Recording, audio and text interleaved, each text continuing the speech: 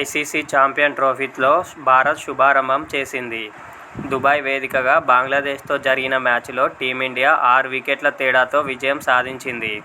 తొలుత బ్యాటింగ్ చేసిన బంగ్లా 49.4 ఓవర్లలో 228 పరుగులకు ఆలౌటైంది. అనంతరం లక్ష్య ఛేదనలో భారత్ 46.3 ఓవర్లలో 4 వికెట్లను కోల్పోయి 231 పరుగులు చేసి విజయం సాధించింది. భారత ఓపెనర్ శుభ్మన్ గిల్ 101 నాటౌట్తో సెంచరీ బాదాడు.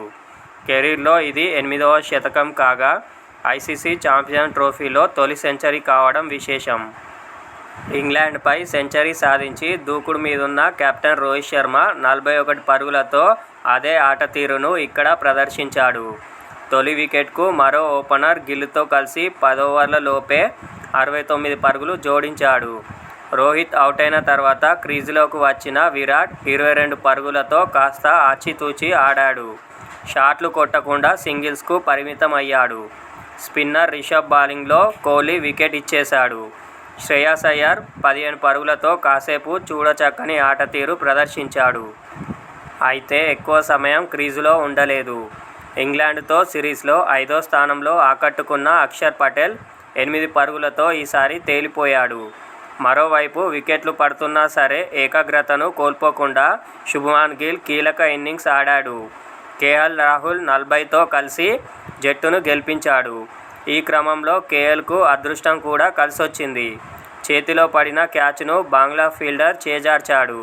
స్పిన్నర్లు ప్రభావం చూపించడంతో భారత బ్యాటర్లు ఆచితూచి ఆడి పరుగులు రాబట్టారు. కేఎల్ గిల్ 5వ వికెట్కు 87 పరుగులు జోడించి జట్టును గెలిపించారు. బంగ్లాదేశ్ 35 ఫర్ 5 స్కోరుతో ఉన్నప్పుడు అక్షర్ పటేల్ బౌలింగ్లో జాకిర్ అలీ ఇచ్చిన క్యాచ్ను స్లిప్లో కెప్టెన్ రోహిత్ వదిలేశాడు. అక్షర్ పటేల్ హ్యాట్రిక్ కూడా మిస్ అయిపోయింది. అక్కడి నుంచే బంగ్లా ఇన్నింగ్స్ ముందుకు సాగింది. జాకిర్ 68తో కలిసి సెంచరీ హీరో తౌహిద్ హృదయ్ 100 ఇన్నింగ్స్ను నడిపించాడు. వీరిద్దరూ 6వ వికెట్కు 154 పరుగులు జోడించారు. జాకిర్ అవుటైనా సరే తౌహిద్ మాత్రం చివరి వికెట్గా వెనుదిరిగి జట్టుకు గౌరవప్రదమైన స్కోరు అందించాడు. ఒకవేళ జాకిర్ ఇచ్చిన క్యాచ్ను అందుకొని ఉంటే భారత్ ఎదుట ఆ లక్ష్యం కూడా ఉండేది కాదు. టీమిండియా కూడా ఇంత కష్టపడాల్సిన అవసరం లేకుండా పోయేది. అయితే భారత సీనియర్ పేసర్ షమి 5 ఫర్ 53 మరోసారి ఐసీసీ టోర్నీలో సత్తా చాటాడు. 5 వికెట్ల ప్రదర్శన చేశాడు.